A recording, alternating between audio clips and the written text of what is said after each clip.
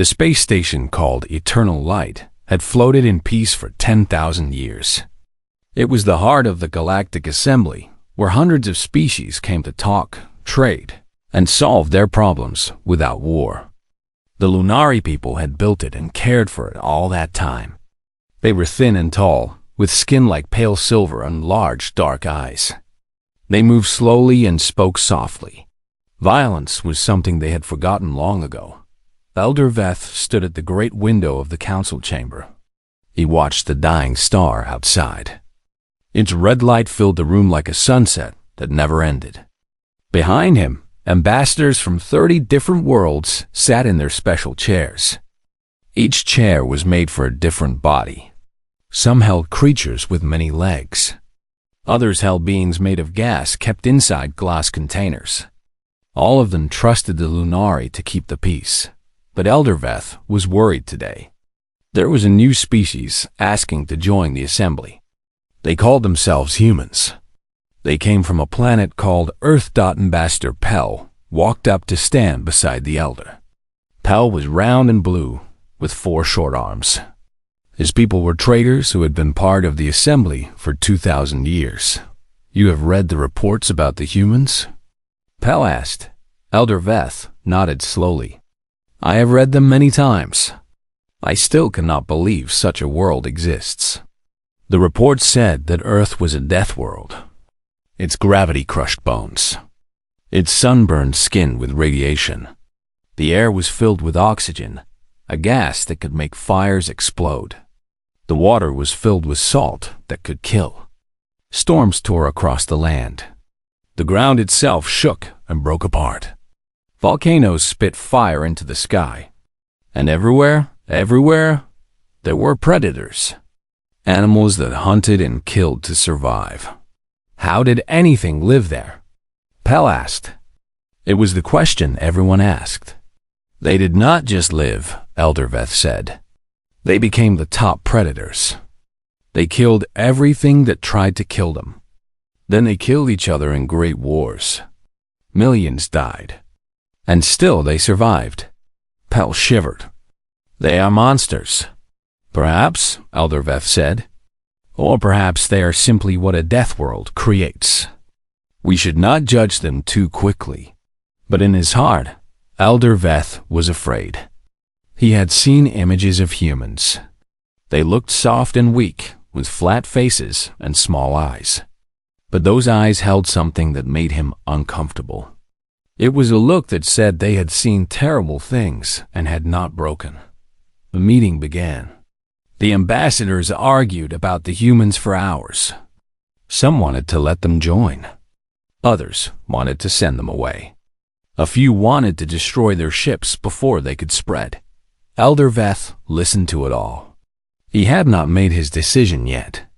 He wanted to be fair. Then the lights went out.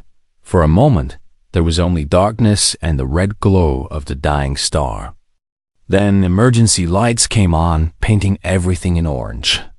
Alarms began to scream. What is happening? Ambassador Pell yelled. The floor shook. Elder Veth fell against the window. Through the glass, he saw something impossible. A crack was opening in space itself. It was darker than black, and lightning danced around its edges. Energy poured out of it in waves. An anomaly, someone screamed. A space anomaly has formed inside the station. The gravity changed. It grew heavier. Elder Veth felt his thin bones creak under the pressure. Around him, other Lunari fell to the ground. They could not stand. The gravity was crushing them. The environmental systems are failing, a voice said over the speakers.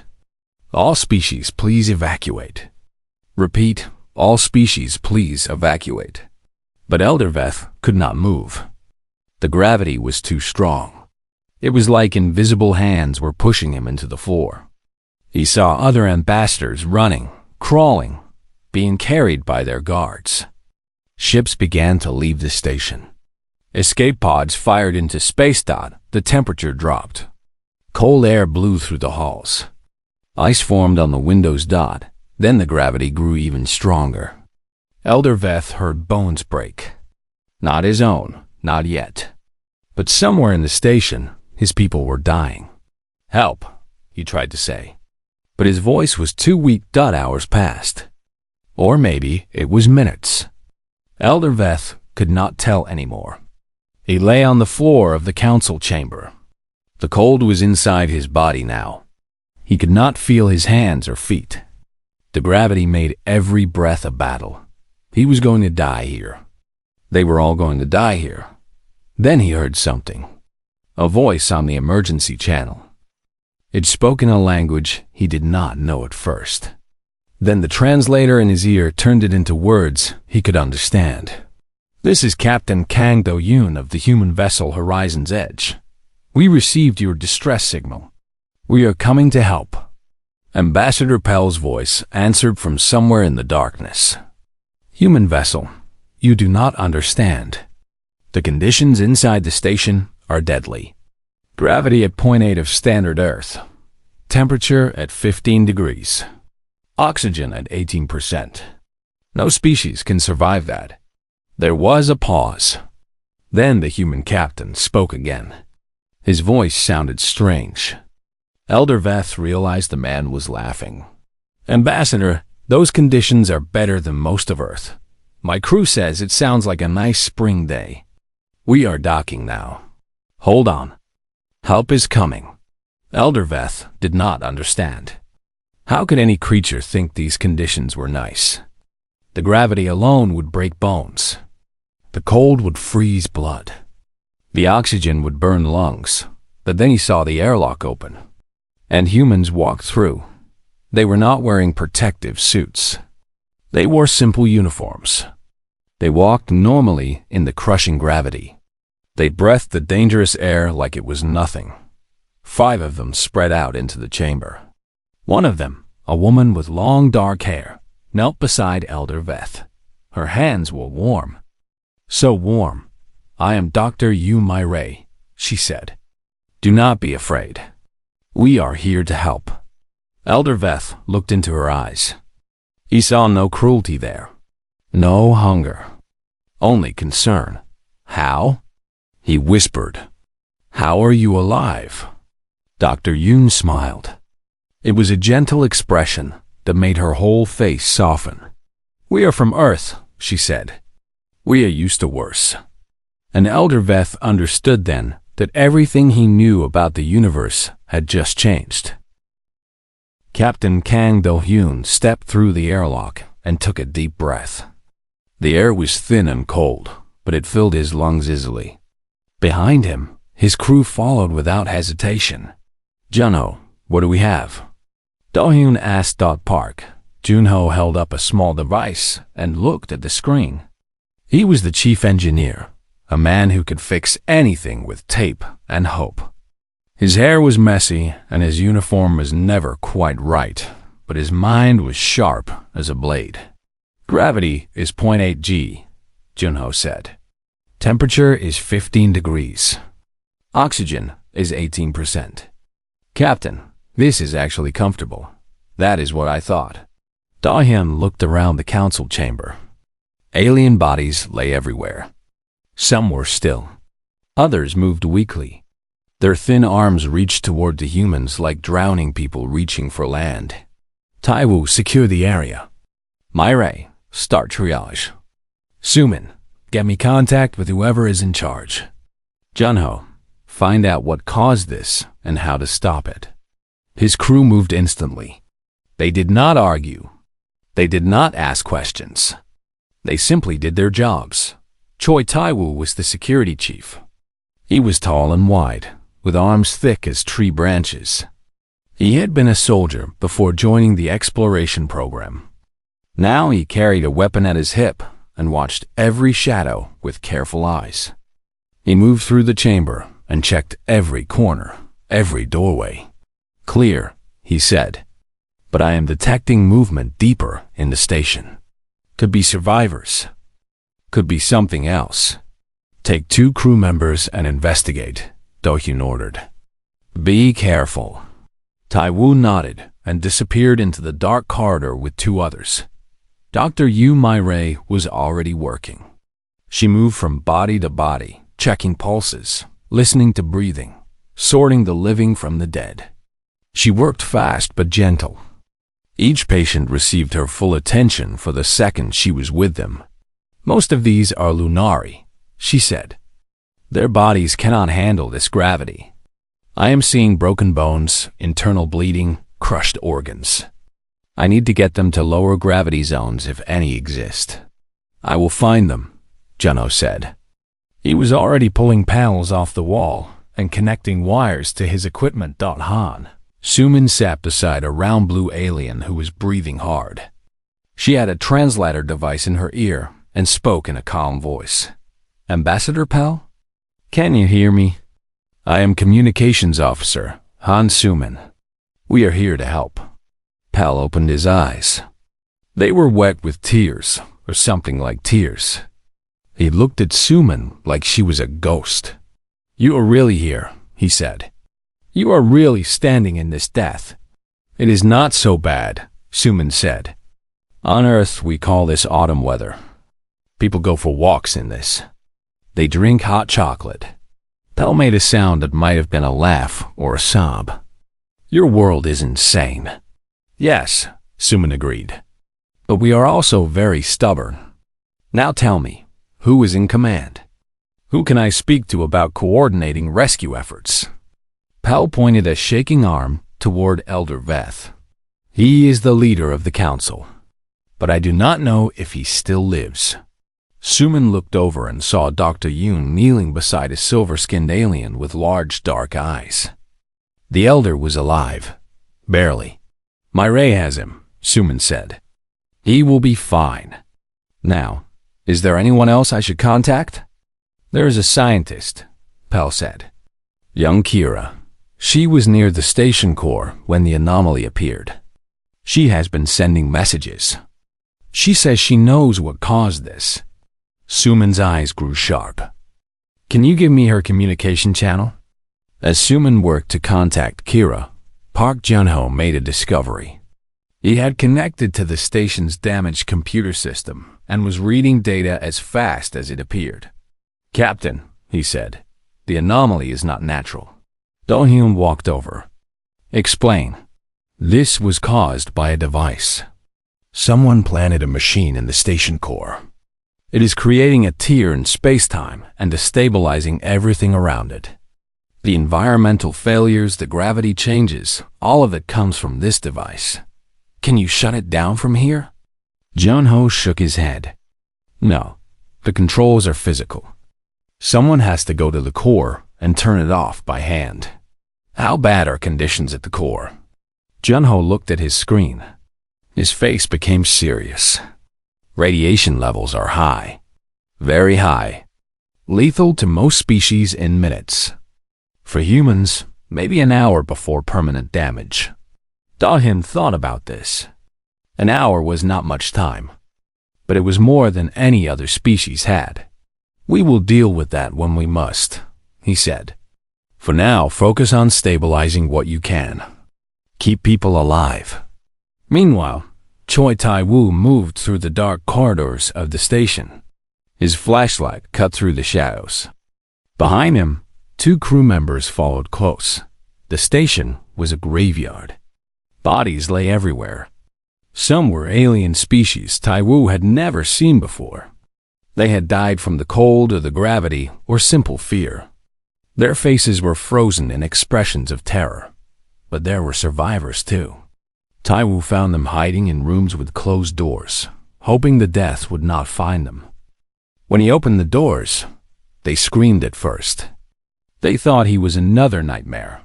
I am human, he said each time. I am here to help. The survivors could not believe it. They had heard stories about humans, monsters from a death world, killers and predators. But this human with the hard face and gentle hands was saving them. Tai-woo carried the ones who could not walk. He guided the ones who could. He led them all back toward the council chamber where Dr. Yoon waited in the communication corner. Suman finally made contact with Kira. Hello? Can anyone hear me? A young voice filled with fear came through the speaker. Kira? This is Han Suman from the human vessel Horizon's Edge. We received your message. Tell us what you know. Humans? Real humans? Kira sounded shocked. You came? No one comes to help. That is not how things work.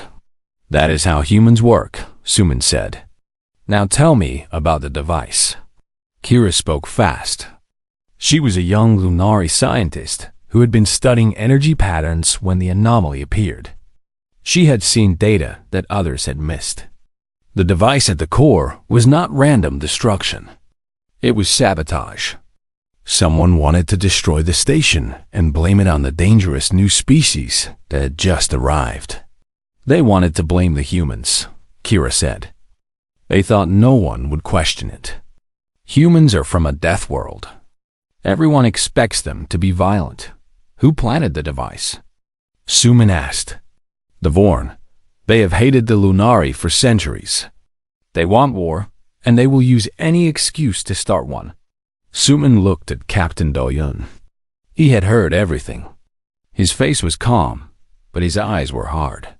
The Vorn want to frame us for mass murder, Do-Yun said, and start a war between humanity and the Assembly. Yes, Suman said. Do-Yun nodded slowly. Then we need to stop the device, save the survivors, and prove who really did this. That seems impossible, Suman said.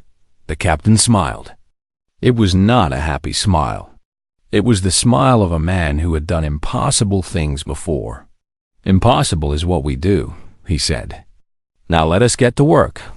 And in the deepest part of the station, surrounded by radiation and death, the device continued to pulse. It did not know that help was coming. It did not know that humans never gave up. It was just a machine following its programming thought, but soon it would learn what the rest of the galaxy was about to learn.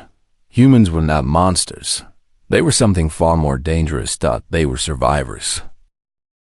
Elder Veth lay on a medical bed in the council chamber. Dr. Yoon had given him medicine that helped his broken bones hurt less. She had wrapped his arm in white bandages and put something soft under his head. Around him, other Lunari survivors lay in rows. The humans had cleared space and made it into a hospital. He watched the human doctor work. She moved between patients without rest. Her hands never shook.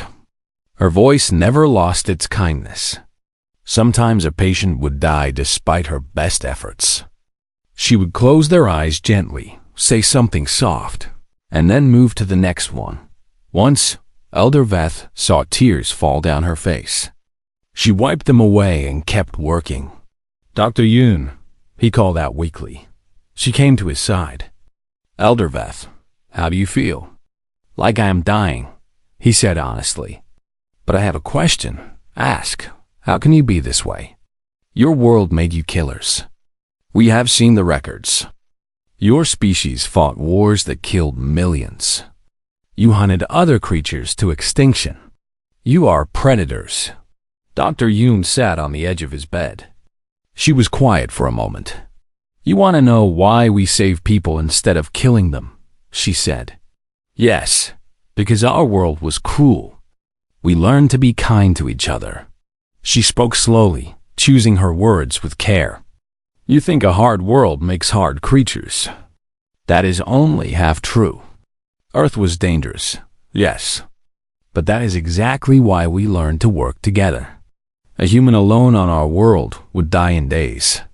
A group of humans could survive anything. Elder Veth did not understand. But your wars were terrible, Dr. Yoon agreed. We are not perfect. We have done evil things. But we also built hospitals and schools.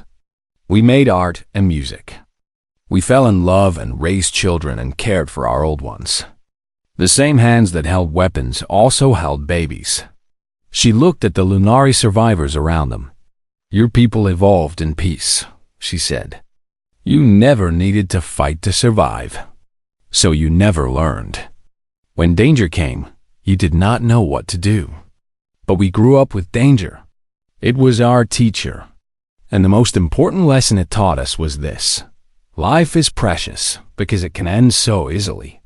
Every life we save is a victory against the darkness. Elderveth felt something shift inside his chest. Not his broken bones. Something deeper. I was afraid of your kind, he admitted. I know, Dr. Yoon said. Everyone is. But fear is just the beginning of understanding. Far below them, Park Junho and Captain Do-hyun stood at the entrance to a long corridor. The radiation warnings on their devices beeped without stopping. The core is at the end, Junho said. Maybe 300 meters. Radiation gets worse the closer we get. How long do we have? Do-hyun asked. If we run, maybe 40 minutes at the core before serious damage. I can work fast, but I do not know how complicated the device is. Then, we do not waste time. Do-hyun started walking. Junho grabbed his arm. Captain, let me go alone. You are needed to command the rescue. Junho, can you carry yourself out if the radiation makes you collapse? The engineer had no answer. I did not think so. We go together. That is final. They walked into the radiation zone. The air grew warm. Their skin began to tingle. Junho felt a headache building behind his eyes, but he pushed forward.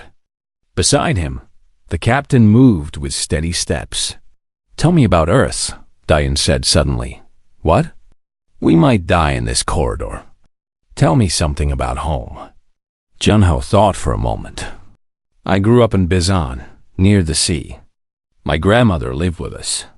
She used to tell me stories about her grandmother, who survived the war. The bombs fell so close to their village that the windows broke. But they rebuilt. They always rebuilt. That is what we do, Do-hyun said. We rebuild. They reached the core. The device sat in the center of the room, a twisted thing of metal and light. Energy crackled around it. The tear in space hung above it like a wound in reality. This is Vorn technology, Junho said after examining it. Military grade. Designed to destroy and leave no evidence. Can you stop it? Junho opened his toolkit. I can try. While Junho worked, Captain Do-hyun stood guard. His thoughts went to his crew scattered across the station. He thought of Taiwu fighting through dark corridors. He thought of Sumin talking to the young scientist Kira. He thought of Mai-Ray, saving lives with her bare hands. His people were not special. They were not chosen. They were simply human. And being human meant doing what needed to be done, no matter the cost. 3 levels above them, Choi Taiwu heard movement in the shadows. He held up his fist. His 2 crew members stopped behind him. Someone is here, he whispered. Not survivors. Moving too fast. Too quiet. He pointed his weapon into the darkness. Identify yourself. A figure stepped into the light. It was tall and covered in hard scales. Its eyes glowed yellow in the dim light. It wore armor and carried weapons. Vorn, Taiwu said. Human, the Vorn replied. Its voice was like metal scraping stone. You should not be here, and yet here I am.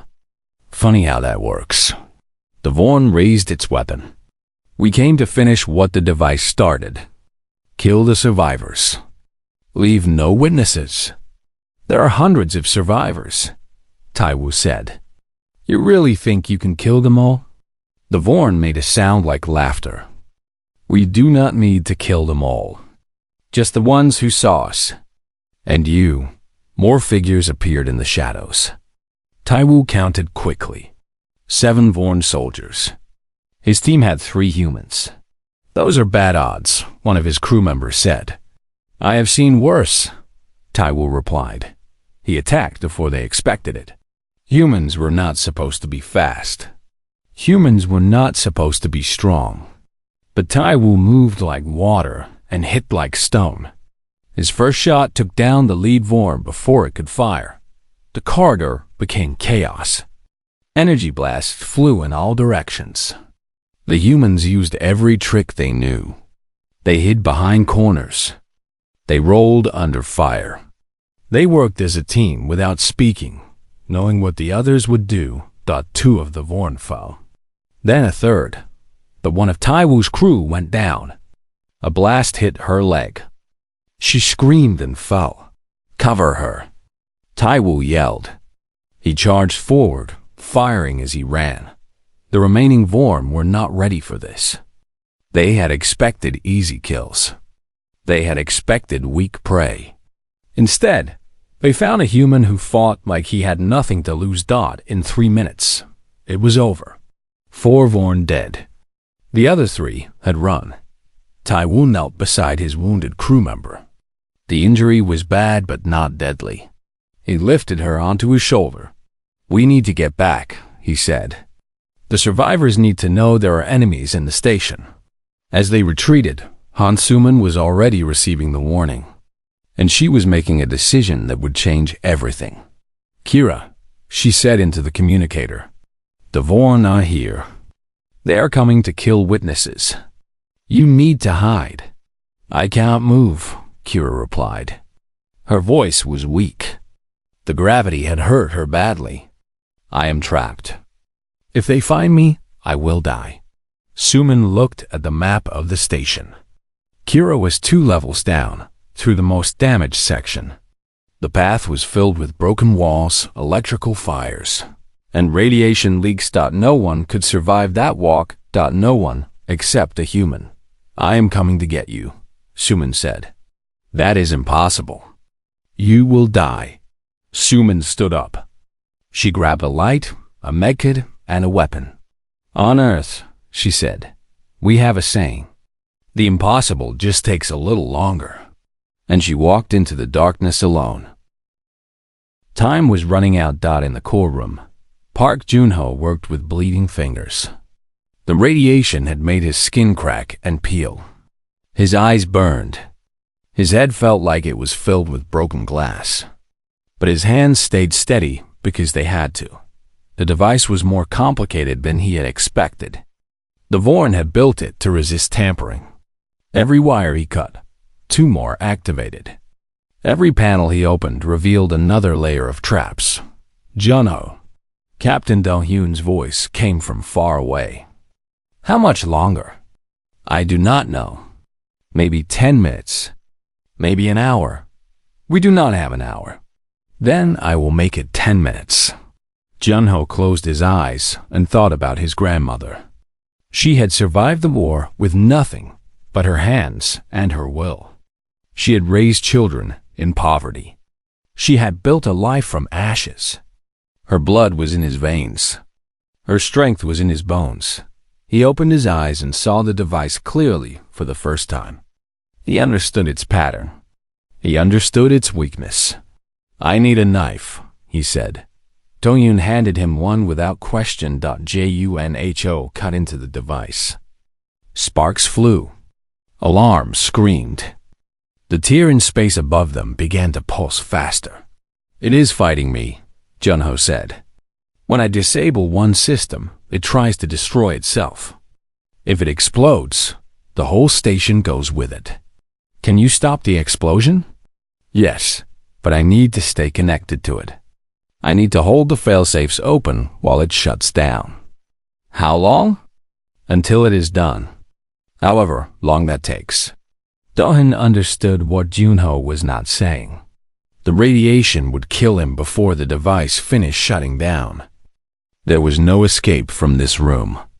"I will stay with you," Do-hyun said. "No," Junho's voice was hard. "The crew needs their captain. The survivors need leadership. I am just an engineer. I am replaceable. No one is replaceable." Junho smiled. Blood was on his teeth. "Then remember me. Now go." That is an order from someone who no longer takes orders. Do-hyun did not want to leave. Every part of him screamed to stay. But Junho was right. There were hundreds of lives depending on the captain. "You are the best engineer I have ever known," Do-hyun said. "I know," Junho replied. "Now go save everyone." "Let me save you." Do-hyun walked away. He did not look back. If he looked back, he would never leave. 2 levels above, Han Sumin crawled through hell. The corridor was collapsed in 3 places.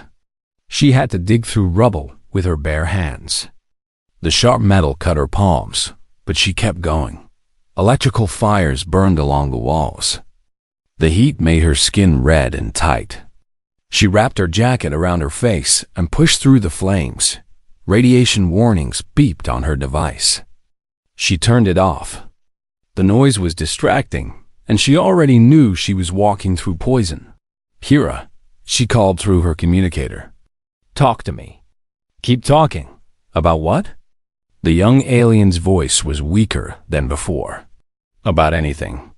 Tell me about your home." "My home is a moon. Small and quiet. We have gardens that grow flowers with no color because our sun is so dim. We have pools of water, so still you can see the stars reflected in them perfectly." "That sounds beautiful," Sumin said. She climbed over a fallen beam. Her ribs ached where she had bruised them. "It is. But I left because I wanted to see the galaxy. I wanted to learn." Kira coughed. "I did not expect to die learning." "You are not going to die." "I am almost there." "You keep saying that.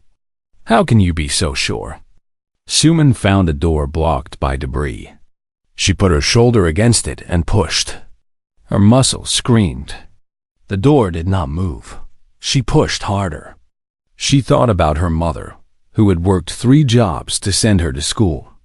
She thought about her father, who had taught her that giving up was never an option. She thought about everyone who had ever believed in her. The door moved. Just a little. Then more. Then it burst open, and she fell through into the room beyond. Kira lay on the floor. She was small and silver, with dark eyes too large for her face. Her thin body was broken by the gravity. She looked like a bird that had fallen from its nest. "You came," Kira whispered. "You really came." Sumin knelt beside her. "I told you I would. Now let us get out of here." "I cannot walk. I cannot even stand. Then I will carry you." Sumin lifted the young alien onto her back. Kira weighed almost nothing. The low gravity of her home moon had made her light. "Hold on to me," Sumin said. "Do not let go no matter what. I will not let go." Sumin began the long walk back. In the medical bay, Dr. Yu Mei was fighting a different battle. The wounded kept coming. Taiwu brought survivors from across the station. Other humans found more in hidden rooms and broken corridors. The supplies were running low. Mei had used the last of her bandages an hour ago. Now she was tearing sheets and curtains into strips. She had used the last of her medicine. Now she was mixing chemicals she found in alien labs, hoping the combinations would heal instead of kill. Elder Veth watched her from his bed. He had recovered enough to sit up. "Doctor," he called. "You must rest. You have been working for hours." "I will rest when everyone is stable," she replied. "You will collapse before then." Mei stopped. She turned to look at the old alien. Her face was pale and her eyes were rimmed with red. "On my first day of medical school," she said, "my teacher told us something. She said that we would see death. We would lose patience. We would fail. And when that happened, we had 2 choices. We could give up, or we could use our grief as fuel to save the next one." She turned back to her patient. "I have lost 9 people today. 9 lives that ended in my hands. I will not lose a 10th. I will not lose an 11th. I will work until my body breaks, because that is what doctors do." Elder Veth felt tears on his face. He did not wipe them away. "Your species confuses me," he said. "You come from a world of death, but you fight so hard for life." "That is exactly why," Mei said. "We know what death looks like. We have seen it our whole lives. So we know how precious life is. Every breath is a gift. Every heartbeat is a victory." An alarm sounded. Someone was coding. Their heart had stopped. Myra ran. She put her hands on the patient's chest and began compressions. 1, 2, 3. Again. Come back, she said. Come back to me. The patient gasped. Their heart started again. Myra closed her eyes for just a moment. Then she moved to the next bed in the core room. Alone with the dying device, Park Jun-ho felt his body failing. His hands were numb. His vision was blurry. Blood dripped from his nose and ears, but the device was almost dead. The tear in space was closing. The energy was fading. Just a little more, he whispered. Just a little more. He thought about the stars he had seen from the bridge of the ship. He thought about his crew laughing at dinner. He thought about the future he would not see, but had helped make possible. The device gave one final pulse. Then it went dark. The tear in space closed with a sound like a sigh. Park Jun-ho smiled. His hands finally stopped working, but it did not matter anymore. He had saved everyone in his last moments. He thought about Bizon, about the sea, about his grandmother's voice telling stories, and then there was light. 3 days had passed since the anomaly died. The space station Eternal Light was broken, but alive. Emergency crews from a dozen worlds had come to help with repairs. Ships brought food and medicine and clean air. The survivors began to heal in the medical bay. Park Jun-ho lay in a special bed. His body was wrapped in white bandages. Machines beeped around him, tracking his heartbeat, his breathing, his blood. He had been dead for 4 minutes before Captain Do-yoon found him. The doctor said it was impossible that he survived. Jun-ho had always enjoyed doing impossible things. He was awake now. Weak, but awake. Dr. Yumi-Rei sat beside his bed. She had finally rested, but only for a few hours. Dark circles still marked her eyes. "You are an idiot," she said. "I know," Jun-ho replied. His voice was rough like sand. "But I am an alive idiot." "Barely. The radiation damage was severe. You will need months of treatment. Will I be able to use my hands again?" Myra paused. This was the question she had been dreading. "We do not know yet. The nerve damage is significant." Jun-ho looked at his bandaged hands. The hands that had saved everyone. The hands that might never work again. "Worth it?" he said quietly. Myra took his bandaged hand in hers. Yes, it was worth it. In another part of the station, Han Sumin sat with Kira. The young alien was healing slowly. Her broken bones would take time to mend, and she would never fully recover her strength. But she would live. "Thank you," Kira said for the 100th time. "You do not need to keep thanking me," Sumin replied. "Yes, I do. You walked through fire for me. You carried me through poison. You could have died, but I did not." Kira reached out and touched Sumin's hand. Her fingers were cool and thin. "I was wrong about humans," Kira said. "We all were. The report said you were dangerous, violent, cruel, but you are none of those things." "We can be all those things," Sumin said honestly. "Humans have done terrible evil. We have wars and murders and cruelty in our history. But we also have love. We have sacrifice. We have hope. We are not one thing or the other. We are both." "That sounds very complicated." Sumin smiled. "That is what it means to be human." The Galactic Assembly gathered 2 days later. The council chamber had been repaired enough to hold the meeting. Representatives from every member species sat in their special chairs. But this time, there were new seats. 5 chairs made for human bodies. Captain Kang Do-hyun entered the chamber with his crew. Dr. Yoon Mi-rae, Communications Officer Han Sumin, Security Chief Choi Tai-woo, and behind them, pushed in a medical chair by a crewmate, Park Jun-ho. The room went silent. Elder Veth, rose from his seat. His arm was still in a sling, and he moved slowly. But his voice was strong. 3 days ago, he said, this station nearly died. A weapon was planted in our core. Our systems failed. Hundreds of our people were dying. And then humans came.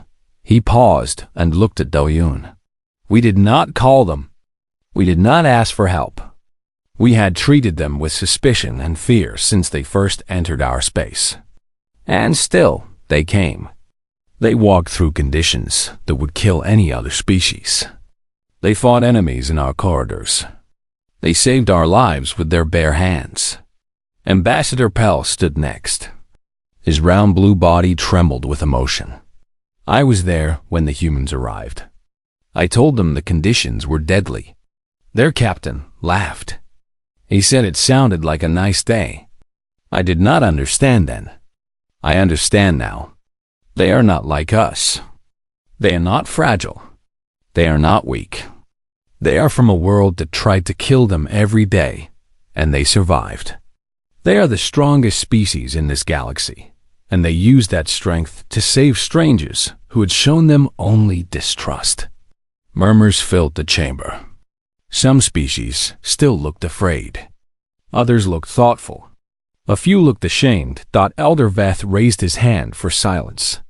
I have led this assembly for 200 years. In that time, I have made many decisions.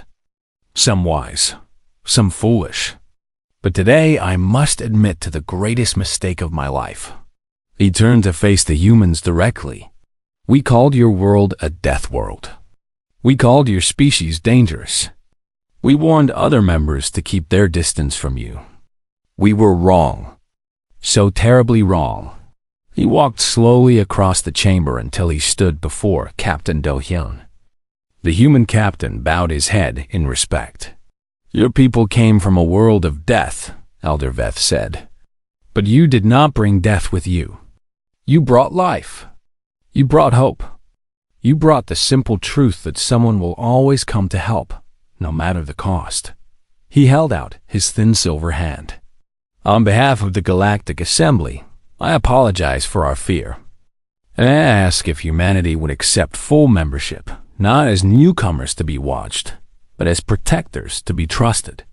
Captain Do-hyun looked at his crew, at Myrae, who had saved hundreds with her medicine and her kindness, at Suman, who had walked through fire for a stranger, at Taiwu, who had held the line against impossible odds, at Junho, who had given everything.